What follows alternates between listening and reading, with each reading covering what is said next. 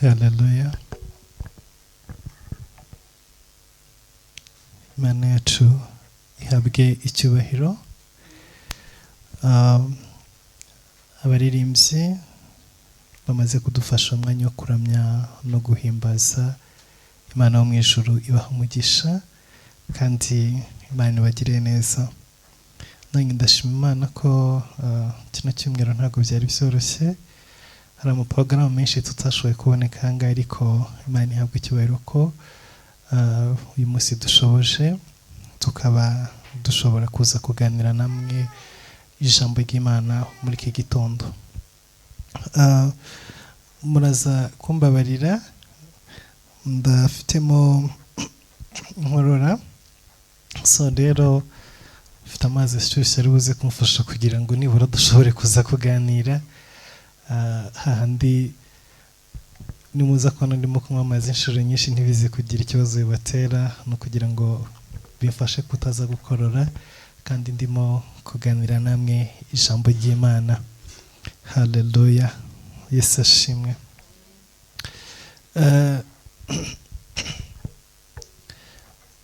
Ndizera ko mutwumva uko biri kose, ijwi ntabwo riri hasi cyane ku buryo mutari bushobore kuza kutwumva.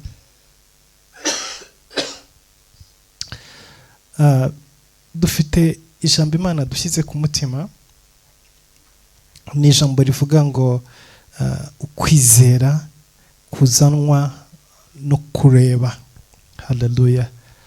No kwitegereza, kureba ikintu. Ubusanzwe biravuga ngo ukwizera kuzanwa no kumva, kandi kumva ijambo. Iyo ngiyo niyo nkingi iri main mu bwami bw'Imana. Ariko ibice by'umubiri Imana yaduhaye bifite imbaraga kandi birakora mu buryo bw'umwuka, mu buryo bwo gukurura ibintu, mu buryo bwo kurema, mu buryo bwo gukonekita n'umugambi w'Imana. Iki gitondo turaganira ku gice cy'amaso yacu.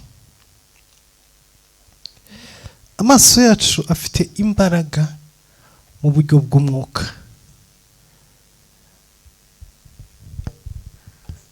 Ururimi rwacu rufite imbaraga zihambaye mu buryo bw'umwuka.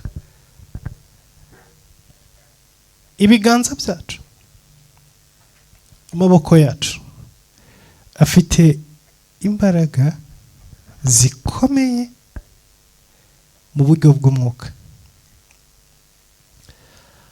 Hanyuma ibirenge byacu bifite imbaraga zikomeye mu buryo bw'umwuka. Niyo mpamvu ibice by'umubiri wawe byose nibyo kwitonderwa igihe cyose, kuko biri prophetique. Bishobora guha ubuzima bwawe icyerekezo, kandi bishobora no gutaninga ubuzima bwawe, bikabukura mu cyerekezo cy'Imana bikabutwara mu kindi cyerekezo. Niyo mpamvu ab'isi bo bazi ubwenge. Abantu bakora mu isi y'umwijima bazi ubwenge. Hariho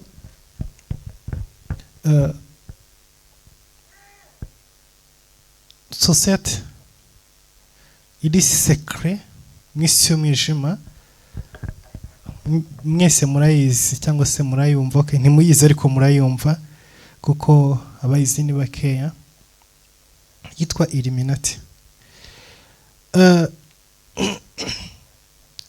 Illuminati itangira, abayitangije aba elite cyangwa se aba think tank, aba Illuminati baravuze ngo si bikenewe yuko bafungura isengero cyangwa se bashyiraho amazu yo kwigishirizamo amahame yabo no guhinduramo abantu.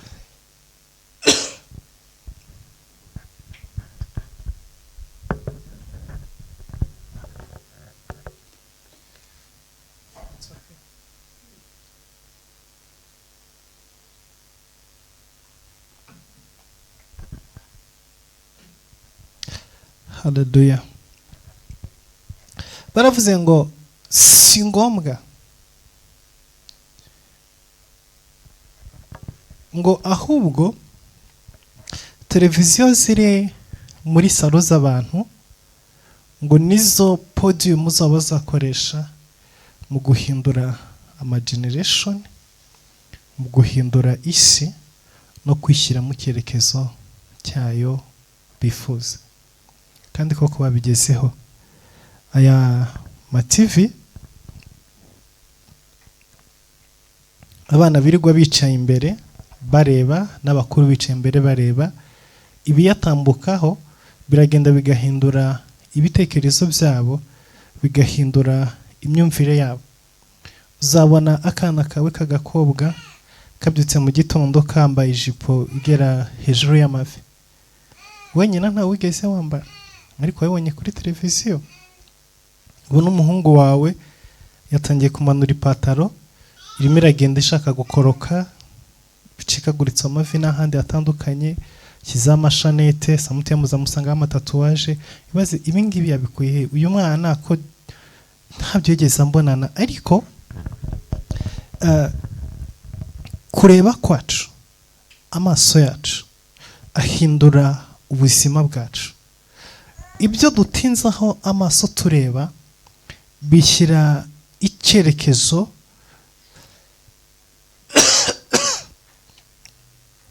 birema ibyo dukunda, birema ibyo dushaka. Sinzi ko muri iyi minsi, mu isi y'umunsi wa none, ariko na mbere wenda n'undi muntu wakureberaga hanyuma ukizera ibyo akubwiye. Ariko uyu munsi wa none biragoye ko umuhungu ashobora kurongora umukobwa, cyangwa se umukobwa ashobora kurongorwa n'umuhungu atabanje kumwitegereza. Ni ukuvuga ngo n'aba bandi bakundanira online, iyo batangiye kuvugana baza kumubwira ngo nk'ifoto yawe, kubera ko asaba ifoto ashaka kureba. Sometimes rero kubera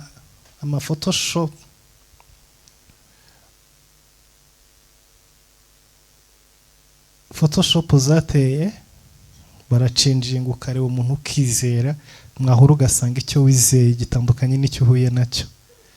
Nizo ngorane zisigaye ziriho. Ariko na kera abo bitaga abaranga yaragendaga akareba, akitegereza, akareba umuryango, akareba umukobwa, akareba se, akareba nyina, akareba everything, buri kintu cyose. Haleluya. Yitegerezaga buri kintu cyose. Kubera iki? Kuko mu kwitegereza niho yasobanukirwaga neza uyu muntu agiye kuzana cyangwa se agiye gushyingira. Noneho yarangiza akagaruka, akaza akinjira mu muryango, akavugana n'umuryango, bakabwira umusore, twasuye umuryango we runaka, twararambagije, twaraganire, twabonye ibi n'ibi n'ibi n'ibi n'ibi n'ibi n'ibi. Ni ukuvuga ngo uyu musore yabaga agiye kurongora umukobwa atarabona, ariko amagambo yabwirwaga n'ababonye yazanaga icyizere muri, bivuze ngo hakoraga before abaranga bagombaga kureba bakitegereza, hanyuma umusore nawe akumva, hanyuma akizera. Icyo nicyo cyaremaga urugo. uyu munsi rero bisigaye biri direct, urirebera ugakunda. Iyo murebanye, ndimo ndavuga ku mbaraga z'amaso. Nagiye kure ntarasoma Bibiliya, kandi inshuro nyinshi abantu bategereje murongo wo muri Bibiliya. Katujya mu gitabo cyo Kuva ibice 2.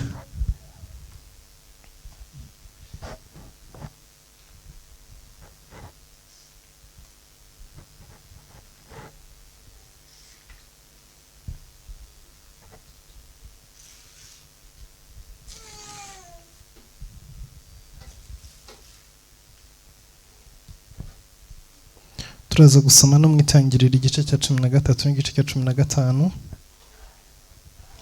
Reka dusome mu izina rya Yesu. Umugabo wo mu muryango wa Lewi aragenda arongora umukobwa wa Lewi. Uwo mugore asama inda, abyara umuhungu, maze abonye ko ari umwana mwiza amuhisha amezi 3. Haleluya. Ngo bigenze gute? Abonye ko ari mwiza aramuhisha. Bivuze ngo mbere yuko abona uyu mwana akimubyara, ntabwo yari afite gahunda yo kumuhisha, kubera ko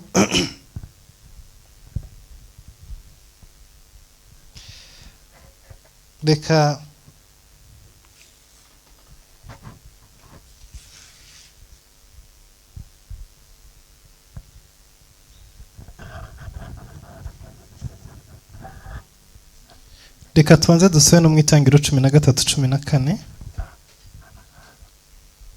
Haravuga ngo Loti amaze gutandukana na Aburahamu, Uwiteka abwira Aburahamu ati, rambura amaso urebe, uhereye aho uri aho ikasikasi n'ikusikusi n'iburasirazuba n'iburengerazuba, igihugu cyose ubonye nowe nzagiha n'urubyaro rwawe iteka ryose, kandi nzagwiza urubyaro rwawe ruhwane n'umukungugu wo hasi.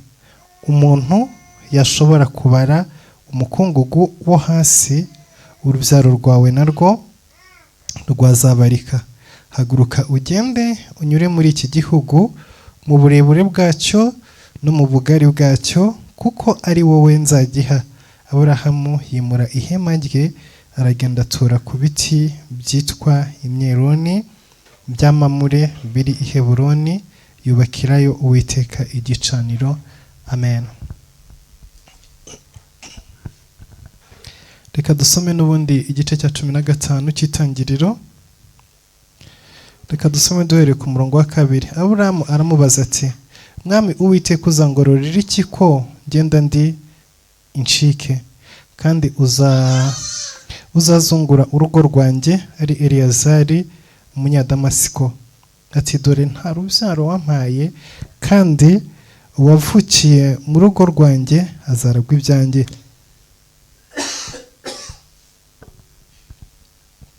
Maze ijambo ry'Uwiteka riza kuri we riti, uwo si we uzaragwa ibyawe, ahubwo uzakomoka ku rukigi rwawe niwe uzabiragwa. Aramusohokana aramubwira ati, rarama urebe ijuru, ubare inyenyeri niba wabasha kuzibara. Ati, urubyaro rwawe niko ruzangana. Imana yacu ihabwe icyubahiro. Yesu ashimwe. Dusomye mu gitabo cyo Kuva igice cya 2 duhereye ku murongo wa 1, dusoma no mu gitabo cy'Itangiriro 13 uhereye ku murongo wa 14, dusoma no mu gitabo cy'Itangiriro ibice 15.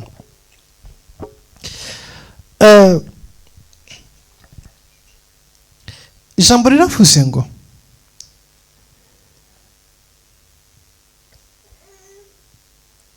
uwo mugabo n'uwo mugore babyara umwana, hanyuma baramwitegereza, baramureba.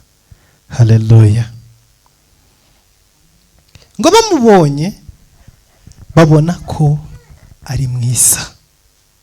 Ntago ushobora kubona ubwiza bw'ikintu utacyitegereje. Hari ukwizera kusa mu buzima bwawe bitewe n'uko wemeye gufungura amaso ukareba. iyo amaso yawe agumye ahumirije ntugire ibyo urebaho, hari ukwizera kutaza mu buzima bwawe. kandi iyo ubuze uku kwizera hari byinshi uhusha mu mibereho yawe. bivuze ngo ubundi ukwizera hanini gushingira kuri revelation. Hallelujah. iyo twumvise ijambo tugira ihishurirwa. iri hishurirwa twakira niryo rirema faith mu buzima bwacu. ureba ikintu cyangwa se wumva ijambo, revelation ikaza, ukwizera kukaguhagurukamo, kukagurumana nk'umuriro. Hallelujah. ntabwo ari buri jambo ryose rizana ukwizera mu buzima bwawe, kandi si buri ibyo ureba byose bizana kwizera mu buzima bwawe, ariko hariho ikintu ureba, amaso yawe yaba connecte nacyo, iyerekwa rikazamuka. iryo yerekwa rizamutse muri wowe, iyo revelation izamutse muri wowe, ikuremamo kwizera, hanyuma ukwizera kukaguha gufata decision, kukaguha gufata icyemezo nubwo kiba gikomeye.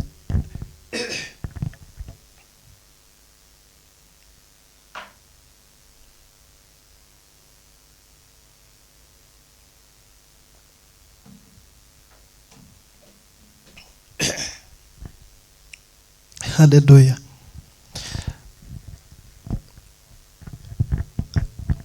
nuko bigenda mu isi y'umwuka,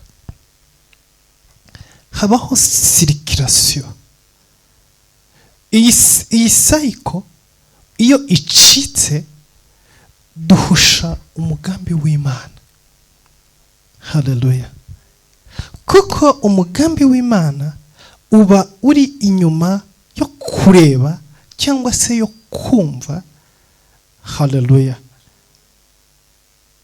Yesu ashimwe. kandi bikongera bikaba inyuma yo kwizera, kandi bikongera bikaba inyuma yo gufata icyemezo. hariho ibintu byinshi tutashoboye kugeraho mu buzima bwacu kuko amaso yacu arahumye, ariho ibirorirori. ntabwo dushobora gukanura ngo turebe dusobanukirwe umugambi w'Imana. rero iyo tudashoboye gukanura ngo turebe, imitima yacu igumana ibinure, niko biri bivuga. nuvuga ngo imitima yacu iguma yuzuyeho ibinure biyibuza ukwizera. iyo nta kwizera guhari, nta nubwo dufata icyemezo. kandi gahunda z'Imana n'imikorere y'Imana n'imbaraga z'Imana ahanini ziba inyuma y'amadecision akomeye dufata, ariko ashorewe no kwizera. kuko hari amadecision akomeye dufata ariko atarimo kwizera. ayo ngayo rero urirwariza. ariko decision ikomeye ufashe irimo kwizera ikujyana mu gushaka no mu mugambi w'Imana. Hallelujah. aba bagabo babyaye umwana. uyu mugabo w'umulewi n'umugore w'umulewi, mu Kuva igice cya 2 hariho itegeko rivuze ngo umwana w'umukobwa navuka muzamureke abeho, ariko umwana w'umuhungu navuka mujye mumwica. kandi utazabikora, utazamwica, agafatwa, azicwa. wa mwana azicwa, na nyina yicwe, na se yicwe, n'abari mu nzu bose uwo mwana yavukiyemo bazicwa. hanyuma iperereza rizakorwa, abaneiba bose bazicwa, n'umuntu wese wari ufite amakuru y'uko uwo mwana yavutse ntagire icyo amutwara, ntabivuge, ntabiripotinge, nawe azicwa. Ibyo rero byatumye umuntu wese wabyaraga umwana mu gihugu cya Egiputa mu muryango w'Abayisirayeli akabyara umwana w'umuhungu, yararipotingaga akamutanga, hanyuma bakamwica, atari uko yanze umwana, ahubwo kugira ngo akize amagara yiwe, akize amagara ya se cyangwa ya nyina, akize amagara y'abandi bavukana, abakobwa bakuru bari aho ngaho n'abari mu nzu. Iyo utabikoraga wagize impuhwe nka nyina, wagize impuhwe nka se, abana bawe barakuripotingaga kugira ngo bataza gupfana nawe. Iyo mwashoboraga kwihisha mukemezanya mwese bo mu nzu mukavuga ati reka duhishe uyu mwana, abaturanyi bavuga ati reka twebwe bacu twarabatanze barapfa, uwanyu niwe tugiye kuzira, barakuripotingaga. Byari bikomeye. Rero nyina wa Mose na se wa Mose ngo bakibyara babona n'umuhungu, uko mbibutse ko kiragiye nta ecography yabagaho, wenda bashaka kureba ibimenyetso sayini mu ijosi n'umukara, wenda yasanye uduheri n'ikeke, ibyo birabeshya, ariko nta ecography z'abagabo ngo bagenda bapima bamenye ngo azabyara umuhungu cyangwa azabyara umukobwa. Nuvuga ngo uwabyaraga wese yabaga asenga Imana ngo mbyara umukobwa, ariko basanga ibintu byahindutse, babyaye umuhungu. Haleluya. Basanze babyaye umuhungu, bari basango turabigira dute? Igihe barimo bitegura kujya kumutanga ngo bamwice, biravuga ngo baramwitegereza. Haleluya. Baramwitegereza, bafungura amaso ya, bayashyira kuri uyu mwana.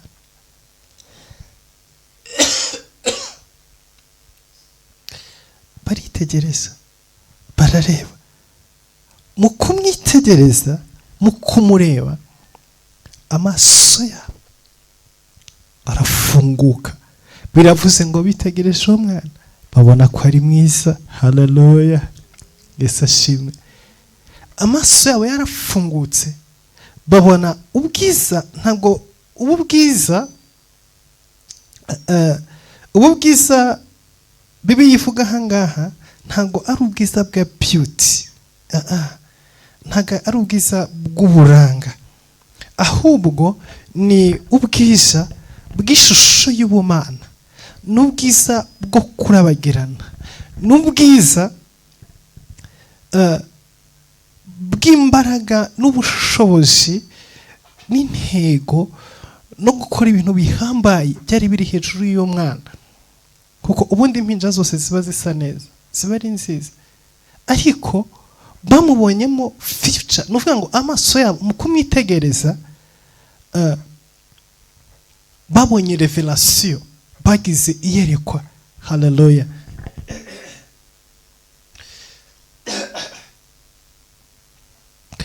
Bagize iyerekwa, bareba ejo hazaza h'umwana, bamubona afite inkoni, bamubona ari umuntu ukomeye, bamubona arimo afungura iminyururu iri ku maboko yabo no ku maguru yabo, bamubona arimo abakura mu buretwa, bamubona arimo akora ibimenyetso n'ibitangaza, bamubona arimo abohora. Ntibamubonye nk'uruhinja muri ako kanya, ahubwo bamubonye nk'umuntu uzasofa ubuzima bwabo, bamubonye nk'umuntu igihugu cyose kitezeho amakiriro. Iyo ni revelation yavuye mu kwitegereza, ngo barebye umwana babona ko ari mwiza. Nuvuga ngo amaso yabo yarafungutse, babona yuko ariho agakiza kabo kari.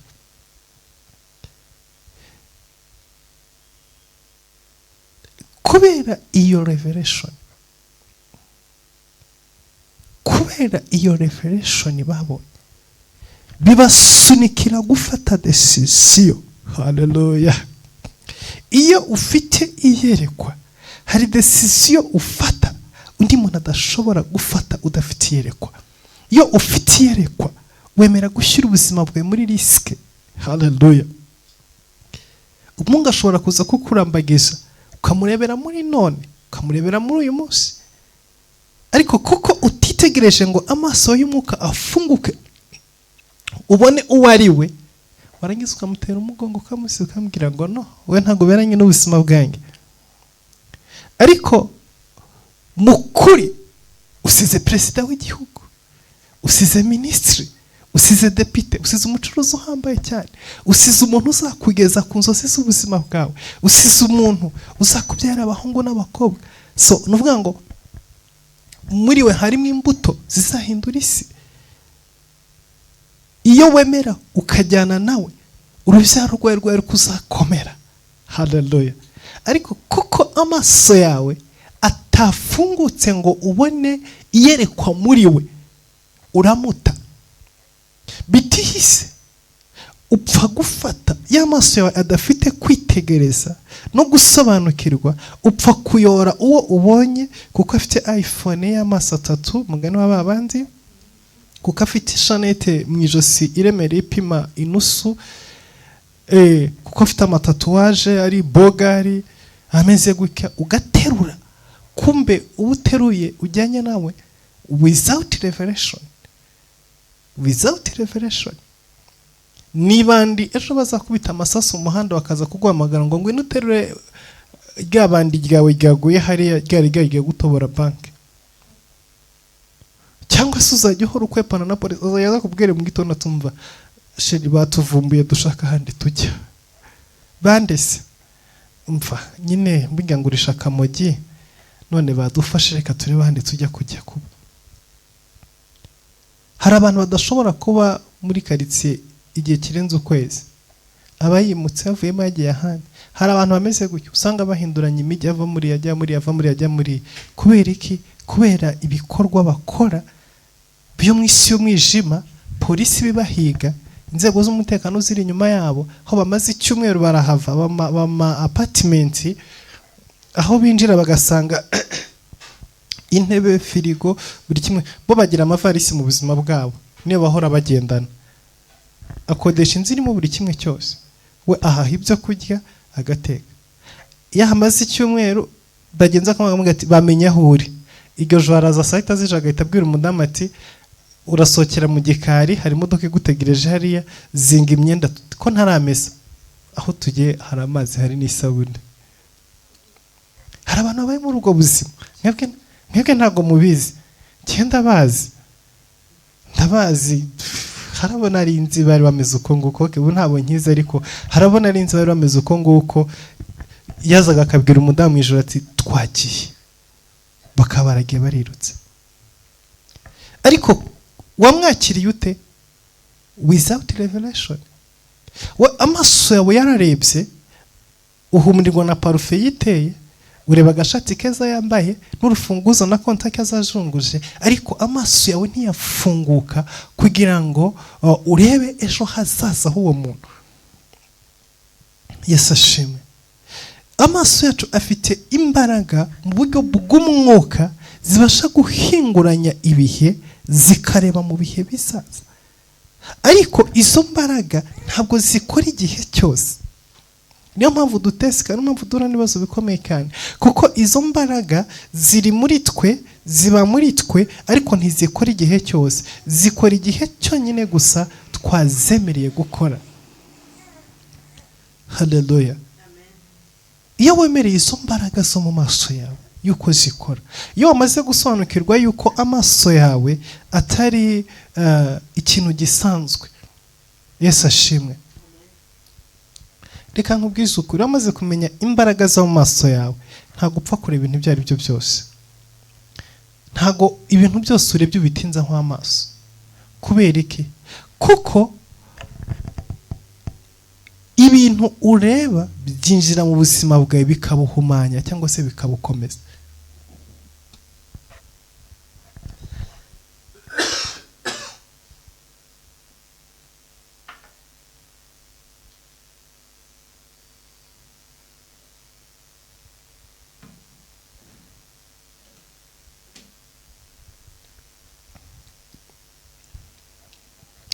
Bitegereje neza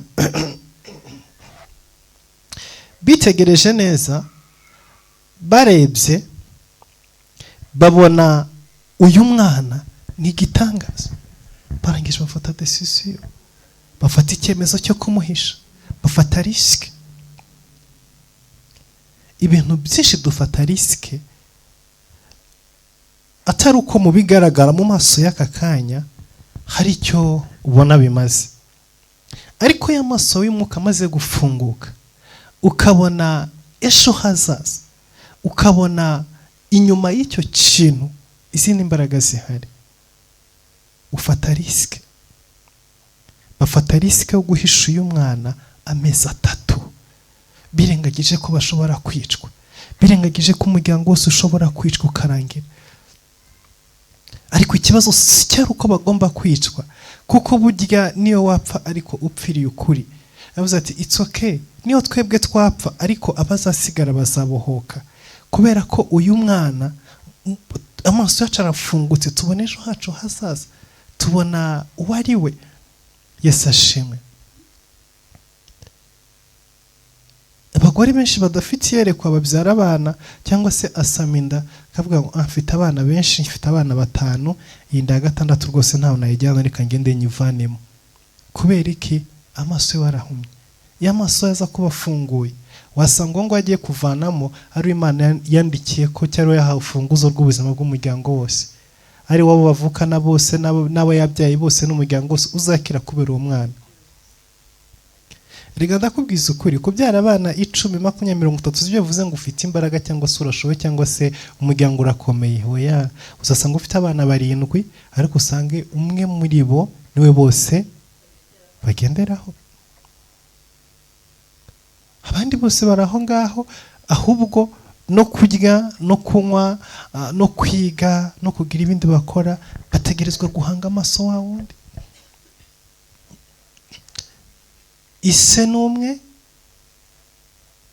papa n'umwe, barabakunda, babishyuriye amashuri amwe, babareze mu buryo bumwe, ariko umugisha wabo uratandukanye. Umugisha wabo uratandukanye.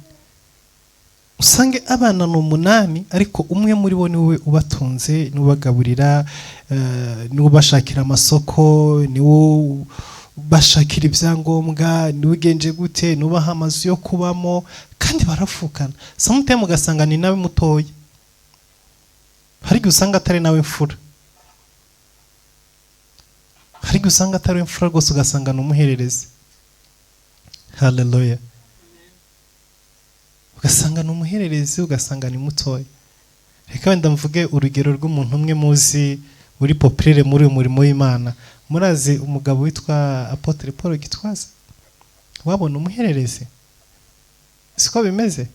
Ariko murazi ubuhamya bwiwe, aho umuryango wageze hose nawe wagejeje, niwe bafashe ukuboko, niwe wakandagije papa w'Iburayi, inzozi za papa zo kujya i Burayi niwe wasishohoje, kandi yari umuhererezi.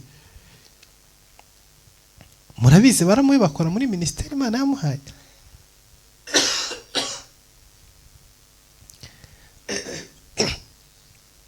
Noneho we ntago yazanye influence ku muryango we gusa, ahubwo influence yiwe yakoze ku bantu benshi cyane. Afite ishuri, harimo abakozi batagira uko bangana, abana bariga muri icyo kigo cy'ishuri yatangije, afite televiziyo, afite radio, aho ngo harimo abakozi bakora managing bagenza gute bize. Nuvuga ngo influence yewe irimo irahindura ubuzima bw'abantu benshi cyane batandukanye, ntago biri mu muryango we wenyine gusa. So nimba n'abantu bo hanze, okay, reba amatora afite hirya no hino ku isi, ariko ninde? Ni umuhererezi. Imbere hari abandi bana benshi cyane, ariko imfura abakurikira abaki ntibashoboye gukora nk'ibyo yakoze. Yesu ashimwe. So urwo n'urugero rumwe, namwe murazifite nyinshi mu miryango n'ahandi. Impamvu yo ngo muvuzeho nuko nyine Imana yaramuduhaye ngo tumuvugeho tu. Ya ahora ku ma social media nyine n'umushumba wa benshi, nibyo nyine n'urugero rufatika. Umuntu wese rero akavuga ngo bamutanga urugero mu buryo runaka, upfa kuba udatanze urugero mu bintu bibi. Yesu ashimwe. Upfa kuba ukoze urugero rwiza. So rero ndashaka kukwereka yuko iyo nta yerekwa rihari, iyo udafite kwitegereza ngo urebe, byashobokaga ko se ari kuvuga ati none ukurikije n'ubuhamya bwe ngo bamubyaye mu ntambara barimo birukanka bahunga, nubise mushiki barimo gutanga ubuhamya ngo bitwikiriye urutaro mu mvura bagenda badafite epfo na ruguru. Muri ibyo bihe bigosha kuvuga aka kana karimo kanduriza ubusa, n'ubundi ifite bakuru bashobora no kwigenza, ariko ntago uzi umugambi w'Imana aho uri. So izi ngizi rero ni za mbaraga na ryabanga ryo kwitegereza. Haleluya. Tugarutse kuri Aburahamu, sogokuru wacu wo kwizerwa, Bibiliya iravuga ngo igihe ari mu rugendo ari kumwe na Loti, bageze imbere bananirwa kumvikana kuko bari bafite ibintu byinshi bitandukanye. Hanyuma Aburahamu abwira Loti, hitamo aho ushaka kujya, ujyeyo ugende, it's okay, genda za kujya hasigaye hose. Kubera iki? Yarizeye ko Imana yamuhamagaye, yamukuye muri Uriya Bakarudaya, itazamushiga kandi itazamutererana. Yesu ashimwe. Buriya iyo uzi yuko uri kumwe n'Imana, yuzi ko Imana guhamagara yo kwizerwa, hari impaka nyinshi utagira mu buzima, hari ibintu byinshi utiri kurwanira. Yesu ashimwe. Hari intambara nyinshi utarwana. Haleluya. Uzasanga abantu bari mu mpari, aka nakanjye, oya utu ni jyewe, oya ibi ngibi ni jyewe, ndatwara ibi, biragenza gutya. Umva, ugasanga mushobora no kwicanira ifurusheti cyangwa ikiyiko, mushobora kwicana pe, umwe akaba yakwica undi ati iki kiyiko ni icyanyu, undi ati iki kiyiko ni icyanyu, ifurusheti ni reka da ni yanjye, intambara ikarota. Ariko biravuze ngo Aburahamu, kubera iki?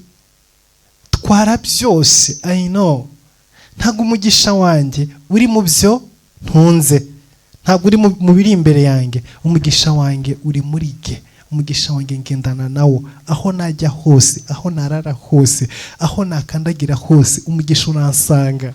Yesu ashimwe.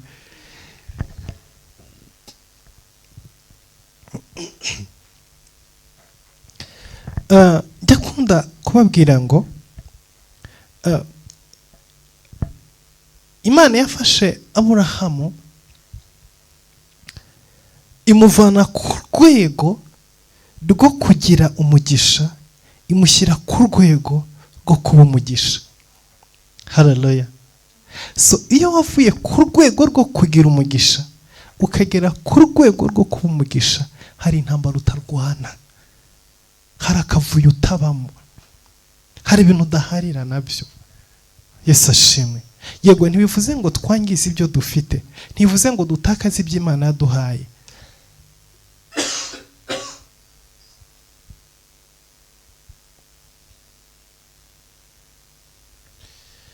Ntabwo bivuze ngo dutakaze ibyo Imana yaduhaye cyangwa se tugende tunyanyagiza twangiza, kuko ntabwo Imana nabyo ibikunda. Ariko hari ubwoba tutagira. Yesu ashimwe. Hari ubwoba tutagira, hari bitadukanga, ntabwo ukangwa ni dutuntu twari two twose turi aho ngaho. Aburahamu abwira Loti ati it's okay, ndazi umugisha Imana yampaye, urwego uriho, ndazi icyo Imana yamvuzeho icyo gisobanuye. So then fata icyerekezo aho ushaka hose ujyeyo. Kubera iki? Yarazi neza ngo Imana nakurikiye, Imana nizeye, Imana senga, ibasha gufata ubutayu ikabuhinduramo ahantu heza ho guhinga no guturwa. Haleluya. Ibasha gufata ahantu humagaye ikahindura amasoko, ibasha gufata ahantu hadafite ikintu na kimwe ikatembesha imigezi. Icyo Aburahamu yarakizi. Niyo mpamvu atarafite umwanya wo kwirirwa aburana ahangana na Loti. Ambwira, fata icyerekezo ushaka, nujya iburyo ndajya ibumoso, nujya ibumoso ndajya iburyo, nujya imbere ndasubira inyuma, nujya inyuma ndajya imbere. Wowe make your choice, no problem, I'm safe. Hallelujah. Loti ngo aritegereza areba isowari, hari ikibaya cyiza cyane kirimo ubwatsi, kirimo buri kintu icyo ari cyo cyose, cyari ikibaya cyiza cyane cyiza cyane cyiza cyane. Ngo arangije arakitegereza arakireba avuga ngo hariya niho ngiye. Cyari ikibaya kinese kinese, hamwe umuntu yitegereza akavuga ngo ahangaha icyama nkahaba. Haleluya. Yarebye ahantu heza kuruta ahandi, yarebye ahantu heza hasumba ahandi heza hose, aba ari yahitamo. Baramati twaritse okay.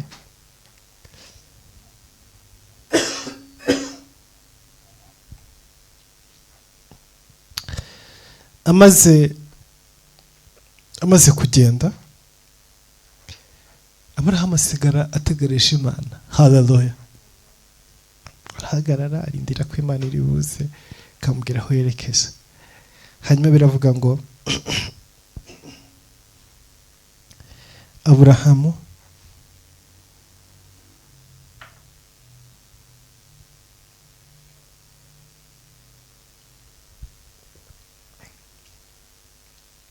Bibiliya avuga ngo Aburahamu amaze gutandukana na Loti, agihagaze Imana iramanukira ziramusanga. Haleluya. Hariho igihe Imana ijya itegereza ko hari abantu dukura mu buzima bwacu, hari abantu utandukana nabo, hari abantu utera umugongo, hari abantu ukura mu buzima bwawe. Reka mbwire abahungu n'abakobwa benshi bananiwe kurongora no kurongorwa, inshuro nyinshi ushobora kuzatinda ugahera iwanyu. Kubera iki? Kuko hari umuntu wananiwe kurekura. Igihe cyose utaramukura mu buzima bwawe, ntabwo Imana izigera izana uwayo wo kuza kubangikanya na wundi wawe. Ujye wereka umuryo umutima umukoza ari muri porogaramu y'Imana, gahunda y'Imana, ntibishoboka. Hari akazi utazabona ukiri kuri ako ngaho. Hari igihe usaba Imana ikazi ikakubwira ngo banza uve kukuriho, kakavaho gataha kandi ugakubitwa n'ubushomeri ukwezi kumwe, amezi abiri, amezi atatu, kwezi kwa gatanu akazi kandi kakaza. Ariko igihe cyose uzavuga ngo nzava muri aka ngaka cyangwa se nzava ahangaha ari uko nabonye akandi, marabwira it's okay, wigumiye aho ngaho. Hari ibintu byinshi rero mu buzima bwacu Imana itegereza yuko bibanza gusohoka. Hari igihe Imana igushaka yuko ubanza kuva ahantu hamwe ukajya ahandi. Hari igihe Imana igusaba yuko ugira ibyo usohokamo kugira ngo iziganire nawe. Igusaba kuva mu rusaku, igusaba kuva mu kavuyo, igusaba kurekura abarutse bakagenda.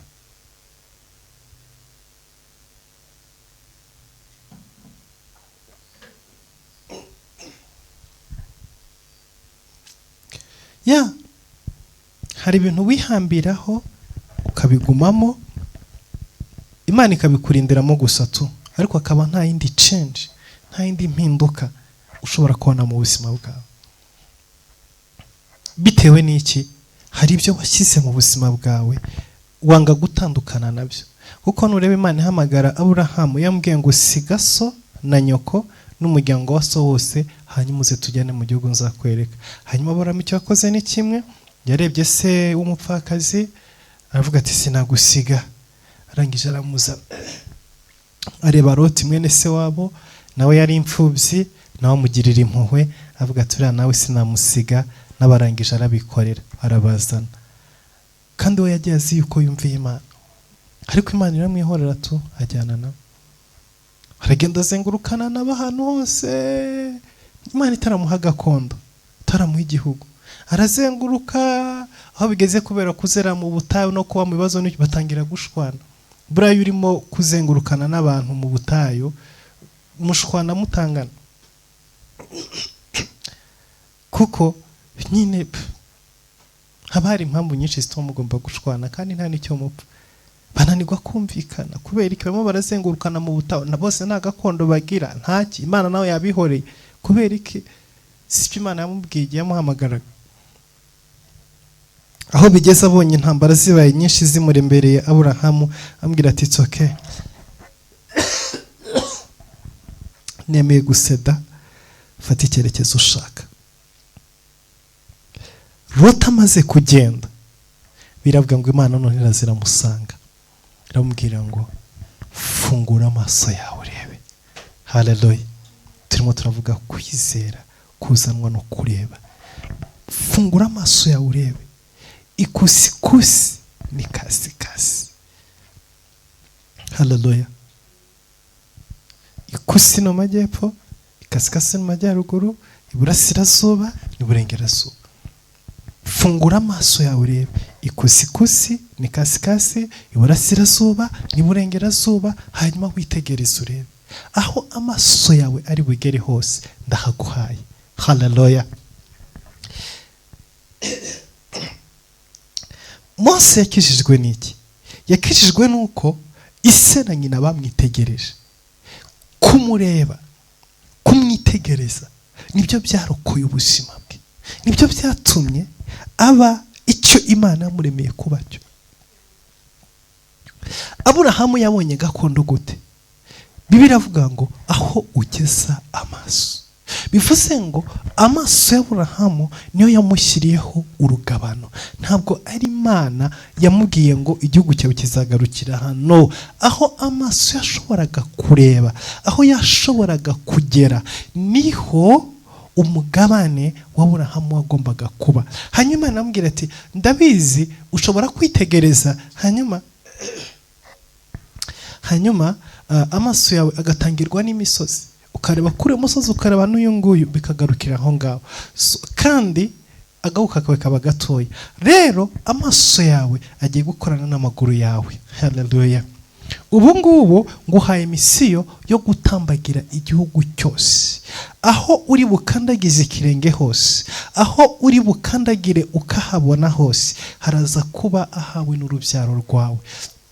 Imana iramubwira ngo manuka mu majyepfo, uzamuka mu majyaruguru, hanyuma ujye iburasirazuba, ujye iburengerazuba, uzenguruke mu gihugu cyose nguhaye. Ugende witegereza aho ikirenge cyawe gikandagira, naho ijisho ryawe ribona, niwo mugabane wawe. Haleluya. Nuko Aburahamu yabonye gakondo, nuko yabonye igihugu. Byavuye mu ki? Byavuye mu kwitegereza, byavuye mu kureba. Inshuro nyinshi mu buzima bwawe ntabwo uzigera urenga aho amaso yawe yarebye. Simfe reka tureke kureba amaso y'umwuka gusa, n'aya ngaya y'umubiri. Niyo mpamvu inshuro nyinshi Imana igiye kuguhindura ubuzima, ibanza kuguhuza n'abantu bahindura ubuzima. Ukinjira mu mazu yabo, ukareba intebe zabo, wazireba ukazikunda, ukazifuza, ukavuga icyampa nange zino ntebe nzazigura. Ukinjira mu cyumba, ukareba icyumba ukuntu inzu yubatse, ukareba icyumba ukuntu kimeze, amodrope arimo, igitanda kirimo. Amaso yo kuyitegereza agakurura, ugatangira kugira desire. Haleluya. Ukagira desire, ukumva urifuje. Uko nukwifuza kuba Imana. Nugukanguka muri wowe, ukabona yuko hari ikindi kiza kirenze ku buzima rusanzwe uriho ubayeho. Ibi ngibi iyo birangiye, winjira muri dushe, ukareba ukuntu dushe imeze, ukareba toilette ukuntu imeze, ukareba inzu ukuntu imeze, ukareba jaride, ukareba abakozi uko bakora, uko bapanga ibintu ku meza, uburyo ki bategura ku meza, ukavuga wow, nanjye Imana nsenga, Imana nkorera izangiza muri ubuzima. Nuko gutangira kugira icyifuzo muri wowe cyo kugera ku rundi rwego. Wumva ko hari ahandi hantu ugomba gukandagira, wumva ko hari ahandi hantu ugomba kuba. Imana izanye umugisha mu buzima bwawe, Imana ikwinjije hantu, ugenda ufite nosiyo, ugenda ufite. Imana iguha amafaranga, ubuze igitanda ugura uko kimeze, ubuze matera ugura uko imeze, ubuzi umwambaro wambara uri bujye kugura uko umeze. Yesu ubuzi uko biri, kuko hari aho wabibonye. Ariko yo amaso yatigeze abona, nta knowledge ufite, nta bumenyi ufite, Imana ishobora kuguha miliyoni y'amadolari, ngahita ujya kugura ibinono byo gushyira mu isombe. Hari indirimbo nigeze kumvana bene data bamwe, iri mu Giswahili simvuga bariho, ngo barimba bavuga ngo uko na Yesu unakula binono uko na Yesu.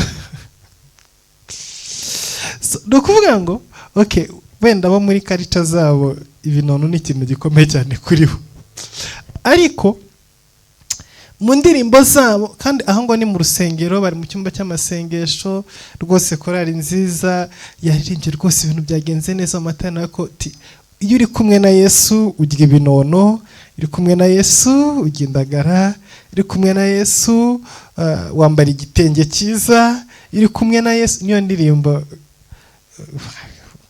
ndagafite ako kavideo gato muri telefoni niba katarasibamye nagafashe gakaba ndavuga Mana yanjye ubu koko, ariko ntiwabarenganya, kuko nimba kugira ngo agure ikinono cyo gushyira mu isombe musaba kwiriza iminsi 7, urumva ko byanze bikunze azabihimbamo indirimbo. Rero nabona miliyoni y'amadolari azajya kugura ibinono byo gushyira mu isombe, nicyo kintu yararwaye mu buzima bwe. Ariko kubera ko hariho amaso yiwe ahandi hantu yarebye, azakora ibitandukanye n'ibyo ashobora gukora. Aburahamu azenguruka igihugu cyose, agenda yitegereza, amanuka mu majyepfo, azamuka mu majyaruguru, ajya iburasirazuba, agaruka iburengerazuba, igihugu cyose arakizenguruka. Imana amubwiye ngo icyo gihugu cyose uzengurutse kandi witegereje ni icyawe. Ahangaha mvugiyemo n'imbaraga z'ibirenge, n'imbaraga zo gukandagira. Yesu ashimwe.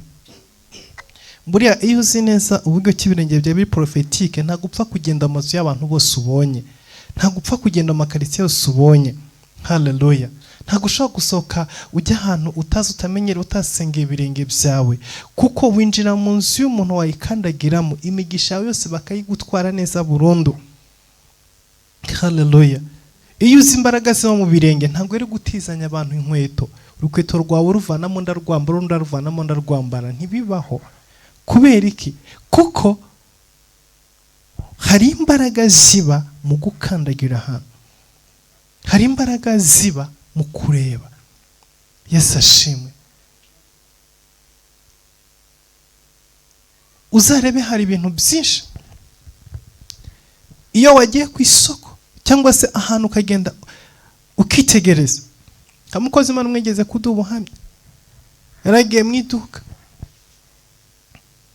arangije abona shanete nziza cyane, yari ihenze, arayitegereza, arayireba, abwira shanete ngo shanete ubere umudamu wanjye. Nta n'amafaranga yari afite yo kugura n'inkweto zari zaramuhengamiyeho, ariko arayitegereza cyane. Arangije abwira ucuza, amubwira ngo mpereza iyo shanete turebe. Arayifata mu ntoki, arayitegereza, arayireba, arabwira ngo uhereye umusono nuri umudamu wanjye.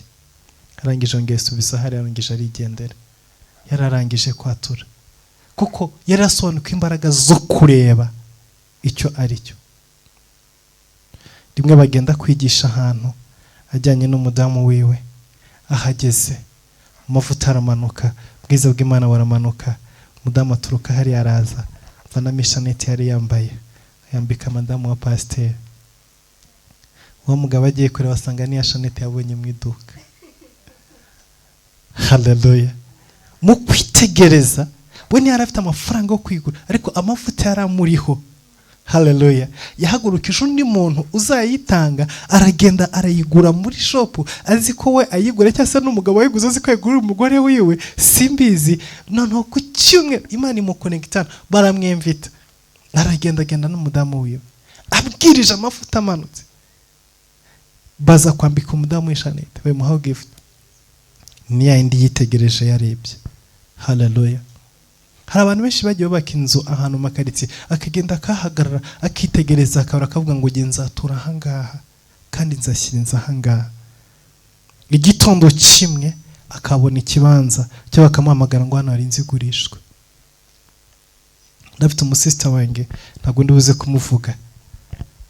Uyu munsi wa none ahantu atuye, yajyaga ava ku kazi agakata imodoka, akagenda akaparika, akahareba, akavuga ngo wowe ahangaha nzahatura, aha ni ahanjye, akahakandagira, akazenguruka agasenga iminota 30 arangiza akatsa imodoka akongera agataha. Ntiyari afite amafaranga yo kuhagura, hari muri quartier nziza ihenze ikomeye, ariko uko amaso we yaharebaga nuko yahakandagiraga buri mugoroba haca uyu munsi none ni hatuye mu nzu nziza akataraboneka. Haleluya. Izo ni imbaraga zo kwitegereza no gukandagira. Nuko Imana yahaye Aburahamu igihugu. Yesu ashimwe. Reka twite tugane ku musozo. Ariko akiri muri ibyo ngibyo avuga ati tsoka igihugu nakibonye n'umugisha nawubonye, ariko se bizagenda gute ko nta rubyaro ngira nta mwana ngira? Mana ambwira urashaka n'urubyaro. Okay, so imigisha yose y'Aburahamu yari kubiye mu kureba. Yesu ashimwe. Imana yarashyize imbaraga mu maso y'Aburahamu. Ni byiza yuko mu buzima bwawe ugomba gushakisha ukamenya ahantu Imana ashyize imbaraga mu buzima bwawe. Ese ni mu kwatura? Ese ni mu kumva? Ese ni mu kwitegereza? Ese ni mu gukoraho? Ese ni mu kugenda? Ni mu gukandagira? Naho ikirenge cyawe kizakandagizwa, ijambo ry'Imana avuga ngo aho uzakandagiza ikirenge cyawe ndaguhaye. Bivuze ngo hari imbaraga ziba mu birenge. Rero ugomba gusobanukirwa ni hehe imbaraga zawe zo mu buryo bw'umwuka zikorera kuruta ahandi. Hose ziba zihakora ariko ntizakora mu rugero rumwe. Hari ahantu Imana ishyira imbaraga nyinshi kuruta ahandi. Imbaraga nyinshi za Yosuwa zari ziri mu birenge. Kuko Imana amubwiye ati wowe gusa woza ugenda ukandagira ahantu, numara kwakanda bivuga atanga Uwiteka arahampaye. Nuko byari biri. Ariko imbaraga nyinshi za Aburahamu zari ziri mu kubona, mu kureba. Kandi ukureba kwiwe niko kwazanaga ukwizera, niko kwafunguraga ukwizera. Yesu ashimwe. Ari marira ati igihugu nakibonye, ubutunzi ndabufite, ariko se ko ngenda ndi incike bimeze gute ko nta rubyaro ngira? Mana ambwira urashaka urubyaro? Yego. Urashaka urubyaro? Yego. Okay, sohoka. Arasohoka. Ubura amaso yawe witegereza urebe. Ntabwo ambwiye ngo genda uryamane n'umugore, ntabwo ambwiye ngo genda ukora ibi n'ibi. Yambwiye fungura amaso yawe urebe. Urashobora kwitegereza mu kirere? Urashobora kureba ziriya nyenyeri? Yego. Wazitegereje? Yego. Zitegereze hanyuma uzibare. Nimba washobora kuzibara nuko urubyaro rwawe rusangana. Uko niko Aburahamu yakiriye urubyaro rwinshi mu buzima bwiwe, byavuye mu kwitegereza inyenyeri no mu kubara inyenyeri. Niho urubyaro rwe rwari ruri. Igihugu cyavuye mu kurambura amaso akareba iburasirazuba n'uburengerazuba, amajyepfo n'amajyaruguru. Urubyaro rwavuye mu kubura amaso akareba mu kirere. Ikindi gihe Imana yamanukanye ku nyanja amubwira ngo itegereze uyu mucanga. Arawitegereza arawureba. Ese wabasha kuwubara? Ntibishoboka. Uko niko urubyaro rwawe ruzangana. So ni ukuvuga ngo Imana yatozaga Aburahamu ukwizera kwiwe kwari gushingiye mu kwitegereza. Yagombaga kwitegereza hanyuma akizera, akakira revelation, kuko yitegereje. Imana ambwiraga ngo ibyo witegereje ni ukuri urubyaro ruzangana. Agahita akira revelation ko urubyaro rwe ruzarungana n'inyenyeri, hanyuma akabyizera. Naho ngaho Imana akoranaga na Aburahamu. So rero mu buzima bwawe ugomba kwita ku maso yawe, ugomba kwita ku maguru yawe, ugomba kwita ku gutekereza. Haleluya. Niyo mpamvu ntukemere ko hari ibitekerezo ubika mu buzima bwe. Ibi ngibi byose mbiciyemo, ariko objectif yari ukwizera kuzanwa no kureba. Ariko ndakubwira yuko gutekereza kwawe, gufata umwanya ugatekereza, Imana ikoresha ibitekerezo igakurura ibintu biri kure cyane ikabizana mu buzima bwawe. Uko gutekereza kubamo imbaraga zituma Imana irema ibintu bitari bihari bikaremeka, kuko wafashe umwanya wo gutekereza. Ariko gutekereza mu buryo buri positif, kuko hari n'abatekereza mu buryo buri negatif. Iyo utekereje mu buryo buri negatifu, ubuzima bwawe bwerekeza mu kinogo. Ariko iyo ufashe umwanya ugatekereza mu buryo buri positifu, bizamura kwizera mu buzima bwawe, bikaguha gufata icyemezo, ukabyuka ugafata umurongo ukugeza mu mugambi w'Imana. Haleluya. Uku gutekereza rero ahanini uko gutekereza kuzanwa no kureba. Hari ibintu byinshi uba warebyeho hamwe bikaguhumura amaso y'umwuka ugatangira gutekereza. Hari igihe uba wumvise, hari igihe uba wakandagiye ahantu, hari igihe uba wakoze ku bintu runaka. Yesu ashimwe. So rero ndangiza muri kano kandi ashaka kubwira ngo ese nihe imbaraga zawe z'ubumana zikorera kuruta ahandi? Ni mu kwatura. Yesu ashimwe. Kuko usanga inshuro nyinshi turimo tubwira abantu atura neza, vuga neza, atura ibintu bihambaye, atura ibintu bikomeye, ariko ugasanga imbaraga zawe wowe ntago ziri mu kwatura. Ugasanga imbaraga nyinshi ntiziri mu kwatura, ahubwo imbaraga nyinshi ziri mu kwitegereza no kureba. Ugasanga bitise imbaraga zawe nyinshi ntago ziri mu kwitegereza no kureba, ahubwo ziri mu kugenda. Iyo ugiye ahantu ukakandagira, ukahagarara, ibitangaza birakoreka. Ushobora kujya muri shop rwose pe ukagenda ukayihagaramo, ukazunguruka, ukatura, ukavuga, uhagaze mu ijambo rya Yosuwa, kuko niba Imana yaguhamagara, niho imbaraga zawe ziri, niho imikorere yawe iri. Yesu ashimwe. So rero imbaraga zawe ziri hehe?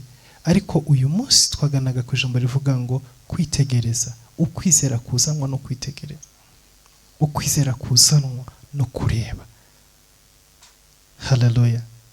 Ibyo utinzaho amaso yawe, ibyo ureba, iyo wamaze kumenya neza yuko amaso yawe ari connected n'ibyo mu isi y'umwuka, hari ibintu byinshi utareba, hari ibintu byinshi udahanga amaso, hari ibintu byinshi utitaho, hari ibintu byinshi udaha umwanya. Haleluya. Ntabwo wakomeza guha umwanya amafilimi y'amapornography, ntabwo wakomeza guha umwanya bya bindi byose utegereza ibintu bidafite epfo na ruguru. Ugenje gute? Amaso yawe yatinza ku bintu bifite intego, amaso yawe yatinza ku bintu bihindura ubuzima bwawe, bizana byambika imbaraga zawe, imbaraga z'umwuka ubuzima bwawe. Haleluya. Kandi ikindi ntabwo upfa kugenda gutyo gusa. Iyo wamaze kumenya neza yuko amaso yawe ari prophetic, uragenda ugahagarara, ukajyana ukitegereza ikintu, uragenda ugahagarara. Haleluya. Uragenda ugahagarara, ugakora urugendo ruri prophetic, ukajya mu gihe ukitegereza iduka, ukajya ahantu ukitegereza, ushaka kugenda ukagambira akaminuza, ukayitegereza ukavuga ngo akaminuza we niwe nzarangirizamo.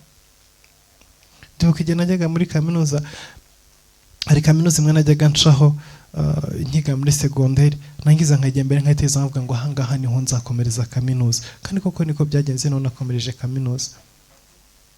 Nahoraga nyine nkagara nkareba nkahiteza nkavuga nti ahangaha niho nuko. Yesu ashimwe. Yesu ashimwe.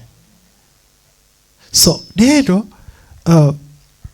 ugomba kumenya igihe cyo gukoresha amaso yawe mu buryo buri prophetic. Ugomba kumenya igihe cyo gukoresha amaso yawe mu buryo bw'ubuhanuzi. Ugomba kumenya igihe amaso yawe uyahanga ku kintu, warangiza ukazamura revelation muri, kuko ibintu byinshi tubicaho nyine turengana, utambuka ugenza gute, ariko hageze wa mwanya wa prophetic. Kuko abona nka muntu ntago amaso yakoraga prophetic igihe cyo aricyo cyose, ngo nimba arebye umukobwa ni prophetic, nimba arebye umugore ni prophetic, nimba arebye y'inka ni prophetic. No, habaga hariho umwanya wo gukorana n'Imana, kuko niko bigenda mu buzima bwacu. So nawe nimba uzi neza ko amaso ya prophetic, haleluya, ugomba kugira igihe umenya ngo uyu ni umwanya wanjye, ngiye gukora igikorwa kiri prophetic n'amaso yanjye. Icyo ndimo ndeba muri kano kanya sinkireba nk'ikintu gisanzwe, ndimo ndakira nk'ikintu mpindurira ubuzima bwanjye. Haleluya. Ndimo ndareba uyu mukobwa nk'umuntu mpindurira kuba umugore w'ubuzima bwanjye. Ndimo ndareba uyu musore nk'umuntu mpindurira kuba umugabo w'ubuzima bwanjye. Ndimo ndareba iyi karitsiye nk'ahantu mpindurira kuba ubuturo bwanjye n'urubyaro rwanjye. Ndimo ndareba iyi airport nk'ahantu ndimo mfungura igikorwa kiri prophetic. Ndimo ndareba uyu mwana nk'umuntu mpindura prophetic mu buzima bwanjye. Haleluya. Mpagaze imbere ya ambasade kano kanya, ndimo ndayitegereza nk'ahantu mpindura prophetic yo gukura visa yanjye. So ambasade zose nzaranguza, ariko uyu none nguhagaze imbere. Haleluya.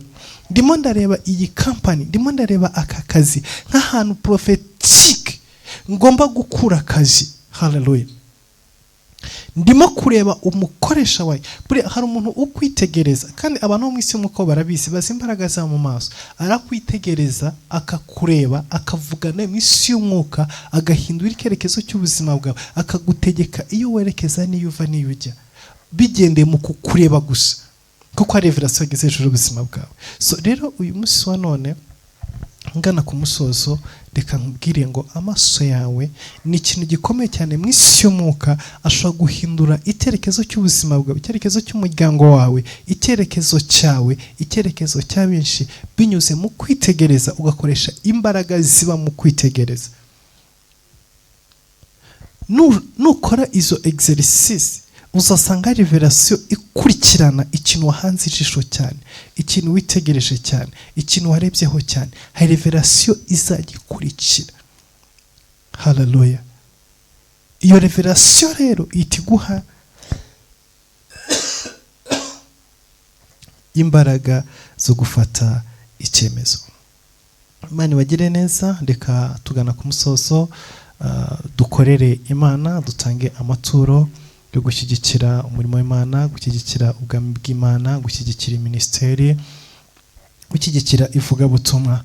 Abadukurikiye kuri YouTube, hariho nimero zirimo zitambuka ngo kuri screen yanyu, murashobora kuzikoresha igihugu cyose waba urimo, murashobora kuzikoresha urimo gutanga amaturo, waba uri i Bugande, waba uri mu Rwanda, mu Burundi cyangwa muri Kenya, nimero zose ziriho. Ni byiza yuko wakoresha bijyanye naho uri, location yawe uherereyemo. Abandi bari mu bindi bihugu bitari ibingibi byo muri East Africa, dufite nimero zabyo, bari ku yindi migabane, mushobora gukoresha World Limit, mushobora gukoresha Western Union cyangwa se ubundi buryo, mukoresheje iyo nimero ya M-Pesa yo muri Kenya. Mushobora kwicaho mukayikoresha, abakoresha ubundi buryo bwa Western Union cyangwa MoneyGram cyangwa se buri international transfer. Imana mu ijuru ibahe umugisha. Abari kuri WhatsApp, n'ubundi turaza kongera tubashyireho iriya linki, ubwo n'abatadukurikiye bari kuri WhatsApp murashobora gukoresha linki. Hariho linki iriho nimero zitandukanye ushobora ko wakoresha, still usubiye inyuma wazibona, ariko n'ubu ngo turangije turahita tuzibashyiraho kugira ngo muzirebe. Ndibaza ko n'abadukurikiye kuri Zoom, mushobora gukoresha ubwo buryo ko Zoom mwayikuye kuri WhatsApp cyangwa se kuri YouTube, murazibonaho kuri YouTube cyangwa se murazisanga kuri WhatsApp. Nimero mushobora kuba mwakoresha murimo gukorera Imana cyangwa se gutanga amaturo, amashimwe n'ibindi byinshi cyane bitandukanye. Ijambo ry'Imana avuga ngo ntitukaze imbere y'Imana amara masa. So ni byiza yuko tuje imbere y'Imana. Imana yaduhaye umugisha, Imana atugire neza. Imana yabwiye Abisirayeli mu gitabo cyo gutegeka kwa ibice 8, irabwira ngo nimujya mu gihugu cy'amasezerano, mumaze kubaka amazu meza, mumaze kugira imirima, inka, mufite amatungo, mufite ifeza n'izabo, ngo ntimuzishime ngo mwibwire ko ari imbaraga zanyu cyangwa se ari amaboko yanyu, ahubwo muzamenye ko Uwiteka ari we uha umugisha amaboko yanyu, ari we ubashoboza kugera ku byo mugeraho byose. So rero ubutunzi bwose dufite, ibyo tugeraho, ibyo tubona, ibyo dutunze ni ukuboko kw'Imana, kandi n'imbaraga z'Imana nizo zidushoboza. Niyo mpamvu ntukibagirwe gutangira Imana, ntukibagirwe gusapotinga umurimo w'Imana, ntukibagirwe kubaka ubwami bw'Imana, ntukibagirwe gutera inkunga ivugabutumwa, ntukibagirwe gutanga icya 10 n'amaturo, kuko Uwiteka niwe udushoboza. Hallelujah. Kandi nawe turinda n'indyanyi zose zahaguruka kugira ngo zize zisahura ibyacu. Kushobora kubona amafaranga menshi, pa mukozi Imana umwegeze kuduha ubuhamya, igeze kubona akazi muri UN, akazajya akora $10,000 by'amadolari, ariko umunsi yabonye ako kazi amaze gusinya iyo kontra, uwo munsi papa we yahise arwara kanseri. Imiti yanywaga yahwanaga $9,000 by'amadolari ku kwezi.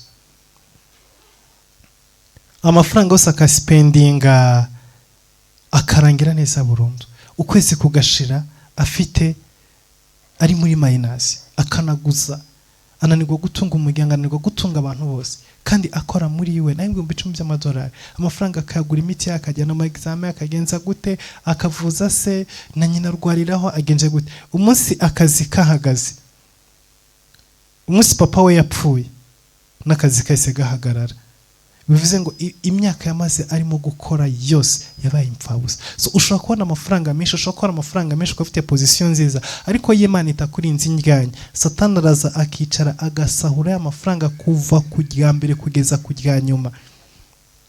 Ugakora ufite position nziza, ufite akazi keza, ufite buri kimwe, ufite umushahara mwiza, ariko indwara, inyatsi, abadayimoni, ibibazo, wahembwa imodoka ikagonga, wahembwa itiyo y'amazi igaturika mu nzu, wahembwa umwana akara mu bitaro, amafaranga yaba yaje, ibibazo bikabiraje, ugasanga urahembwa, urakora, ariko inyatsi zarakokamye neza burundu, nta kintu kimugera. Amafaranga umugapfa kwagejeje mu rugo, hari ikibazo nakagita kivuka irunaka. Ushobora no gusevinga, ugasevinga ugakwiza miliyoni 10, ako kanya gahitaza ikibazo gitoraza miliyoni 10, umuntu akaba arapfuye, ugiye guhambisha, ugiye mu bitaro, murasipendinze, murarangije. So rero no kuvuga ngo ni byiza yuko tugomba gukorera Imana n'ubutunzi bwacu, kuko na bike ufite Imana ibiguheramwe amahoro, na bike ufite Imana ibigutungiramo, n'ibyo ufite Imana ikurinda inyatsi. Haleluya. Kandi niyo ntabyo ufite Imana ikubeshaye kumanura amanu, iragutunga, imenya uko bigenza. So ni byiza yuko tugomba kubaho dukorera Imana, dusapotinga ubwami bw'Imana, tuba mu bwami bw'Imana. Aya mafaranga mukuri turimo dutanga nayo kubaka ubwami bw'Imana, kandi akora umurimo w'Imana muri ubu buzima, kandi tuzabusanga mu bwami bw'Imana. So Imana ribagire neza, mwakoze kwa mu ijambo ry'Imana, murakoze gutanga amaturo n'icyacumi no gusapotinga umurimo w'Imana. Reka dusengera amaturo n'ibyacumi mutanze, hanyuma dusengera n'ijambo ry'Imana. Ariko nkubwira ngo uhereye umunsi utangire wite ku maso yawe, kuko amaso yawe afite izindi mbaraga zidasanzwe mu buzima bwawe, mu mibereho yawe. Ukwitegereza, benshi ubuzima bwabo bwangiritse kubera amaso yabo ahumye, benshi ubuzima bwabo bwangiritse kubera ko batamenye imbaraga zo mu maso yabo, ziba mu kwitegereza, ziba mu kureba. Benshi bahushije umugambi Imana, ikerekezo cy'Imana, ko bategeze bashobora gukanura ngo barebe. Haleluya. Uyu munsi Imana ihumura amaso yawe, Imana itume ukanura, urebe aho uri, urebe ikerekezo cyawe, urebe umuhamagaro wawe, urebe aho ubuzima bwe bwerekeza. Amaso yawe akanura, abone, ugira amaso areba mu isi y'umwuka, areba bitandukanye nuko wari usanzwe ureba mu buryo bugaragara. Imana mu ijuru ibahe umugisha, Imana ibagire neza. Reka dusengera ijambo ry'Imana, dusengera n'amaturo mutanze. Data mu izina rya Yesu Kristo, turasengera ubwoko bwawe, Data burambuye ibiganza byabo batanga amaturo muri kino gitondo. Bagire neza Mwami, ku kwezi kwa gatanu turimo gutangira, reka kwabere ukwezi k'umugisha, kwabere ukwezi kwiza, bazajyamo bagahaga Mwami, bakambara bakaberwa, bagashimbeho, bazajyamo bakabona ibitotsi Data, bagasinzira bakizigura. Reka Data uku kwezi Data bazasarure imirimo bakora, ubaha imbaraga yo kuyikora, utuzi bariho ubaha imbaraga zo kudukora, abacuruza bunguke, abakora Mwami utuzi dutandukanye, abadafite amakontara baha amakontara, abadafite uko Data bakora, abadafite Data inzira z'umugisha wabo zifunguke, babone utuzi, babone imbaraga, babone ibishoro, babone buri kimwe cyose Mwami, kugira ngo Data babeho muri buno buzima banezerewe, Data bafite ibyo bakeneye byose mu mibereho yabo ya buri munsi. Kumugisha ubwoko bwawe, kumugisha Mwami abantu bose twabanye iki gitondo, twabanye mu ijambo ryawe, twabanye mu kuramya, babaye mu ijambo ryawe Mwami. Data ndakwingize ngo amaso yabo uyahumure, uko ahumuye amaso ya nyina wa Mose na se wa Mose, Data bagafata icyemezo gikomeye ariko cyiza kijyanye n'iyerekwa, ntibatange Mose ngo apfe kandi ari uzabarokora, ahubwo Mwami mu kwerekwa, mu iyerekwa rikomeye Data bagashobora gufata Mose bakamuhisha amezi 3, kuko babonye, kuko beretswe, kuko bagize revelation, bari kuha ubwoko bwawe Mwami kubona uko haye Aburahamu kwitegereza igihugu kigahinduka iciwe, akakireba Mwami, aho arebye ukamugabira. Uyu munsi none mwami, umuntu wese uzafungura amaso mu buryo buri prophétique, data icyo azareba, icyo azitegereza ukimuhe mwami, mu izina rya Yesu Kristo Nazareti. Kuko data hari imigabane tubona iyo twitegereje, hari imigabane tubona iyo twafunguye amaso yacu tukareba. Fungura amaso y'abantu bawe mwami, kandi data ibyo bareba uhite ukonekta kwizera mu mitima yabo. Umanure mwami data revelation, kuko benshi barareba ariko ntibagire iyerekwa. Data nyina wa Mose na so Mose barebye Mose ariko bagira iyerekwa, baritegereje bagira iyerekwa, hanyuma bagira no kwizera. Mwami ndakwinginze ngo umuntu wese mwami, gitare cy'amahanga data, muri kino gitondo uri kumwe natwe ukurikiranye mwami iri jambo, reka mwami mu kwitegereza kwiwe, reka mu kureba kwiwe mwami data agire revelation. Reka mwami nyuma ya revelation ahabwa imbaraga zo gufata decision, kandi muri yo decision ubane nawe mwami. Nyina wa Mose na so Mose wafashe decision, wabanye nawe muri amezi 3, kandi mwami amezi 3 arangiye wajyanye Mose bwami. Aburahamu yitegereje, igihugu warakimuhaye mwami. Bari kugira neza ubwoko bwawe, bari kugira neza abana bawe mwami, kubw'imbaraga ze no kubw'ubushobozi bwawe, kubw'ikiganza cyawe no kubwo kwera kwawe Imana y'agakiza. Urakoze Imana y'imbaraga, urakoze Imana y'icyubahiro, urakoze Uwiteka kugira neza. Izina ryawe rishimwe. Umugisha wose mwami bitanga, umugisha wose basupporting uyu murimo,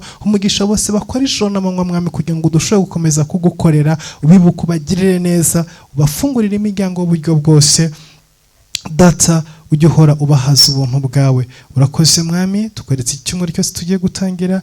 Uzabane natwe, uduhe imbaraga zawe, uduhe umwuka wawe, uduhe ubushobozi bwawe. Ukuboko kwawe kube ku buzima bwacu, uturindishe imbabazi zawe n'urukundo rwawe. Urakoze Mana kumva gusenga, mu izina rya Yesu Kristo Nazareti, amen. Ngana ku musozo, reka mbabwire ko dufite amasengesho y'iminsi 10. n'amasengesho afite cyangwa se afite titire ivuga ngo 10 days upper room, cyangwa se iminsi 10 mu cyumba cyo hejuru. Hallelujah. Iminsi 10 mu cyumba cyo hejuru. Iyi ngiyi ni iminsi 10 abigishwa ba Yesu bamaze bari mu cyumba hejuru bategereje umwuzuro w'amasezerano, bategereje kwakira umwuka wera. Kuko Yesu Kristo amaze kuzuka yamaze iminsi 40. Urugendo rw'iminsi 40 Yesu yarumaze avizita abigishwa, azenguruka hirya no hino. Iminsi 40 ishize azamuka ku musozi, hanyuma ijuru rakinguka, azamuka bamureba, ababwira ngo nimujye i Yerusalemu mundindire, kugira ngo mboherereze icyo nabasezeranije, mboherereze umufasha, nuzuza isezerano nasezeranye namwe. Hanyuma abigishwa baragenda, uhereye uwo munsi bagiye Yerusalemu, baragenda bafata icyumba cyo hejuru, icyo bita upper room, cyangwa se icyumba cyo hejuru, bakicaramo. Hallelujah. Bategereza iminsi 10 basenga, baramya, baririmba ijoro n'amanywa, bategereje yuko umwami Yesu asoza icyo yasezeranye. Iminsi 10 irangiye, umwuka wera aramanuka, buzura umwuka wera, nicyo gihe cya Pentecost. Hallelujah. Rero harabura iminsi mike ngo twinjire tujye mu cyumweru cya Pentecost. Rero twebwe tuzakora amasengesho y'iminsi 10 abanziriza Sunday ya Pentecost. Hallelujah. Tuzakora amasengesho y'iminsi 10 abanziriza Sunday ya Pentecost. Iminsi 10 natwe tuzayimara turi mu cyumba hejuru, n'amasengesho ya upper room, n'amasengesho yo gutegereza isezerano ry'Imana, n'amasengesho yo gutegereza cyangwa se yo kwitegura kwakira icyo Imana yasezeranye. So rero tuzatwitegura kwakira umwuka wera, ariko ntago ari kwakira umwuka wera gusa, ahubwo muri amasengesho y'iminsi 10 tuzaba turimo twakira amasezerano yose Imana yasezeranye natwe. Hari amasezerano Imana yagusezeranije, hari ibyo Imana yakuvuzeho, hari ibyo Imana yakubwiye, n'amasengesho yo kwitegura kwakira amasezerano. Hallelujah. Rero buri sezerano ryose ufite urizane muri amasengesho y'iminsi 10. Buri sezerano ryose, buri jambo ryose Imana yakubwiye, ikintu cyose Imana yakubwiye kitarasohora, iyi minsi 10 nicyo gihe cyo kugira ngo twakiremo ibyo Yesu Kristo yavuganye natwe, ibyo Imana yavuganye natwe. Turaza gusohora turaza gusohora kadi twacu dupostinga ku social media, muzahita muyibona igihe azatangira n'igihe azarangirira na vesito duhagazemo. Turaza kudusora gusa ni mukobwa kugira ngo dukomeze kubyitegura, tubishyire mu mitima yacu, twumve neza yuko ntago ari kera, ni vuba, ni mu cyumweru gikurikira. Hallelujah. Ndaza kurama date neza ko Pentecost wanziza ku itariki 16. Urumva rero yuko harabura iminsi mike cyane kugira ngo amasengesho tuyatangire, gusa mu byitegure hanyuma turaza kuyatangira. Imana ibahe umugisha, reka mbwe mugire icyumweru kiza kandi mugubwe neza mu mwami. Bye bye. Ciao ciao.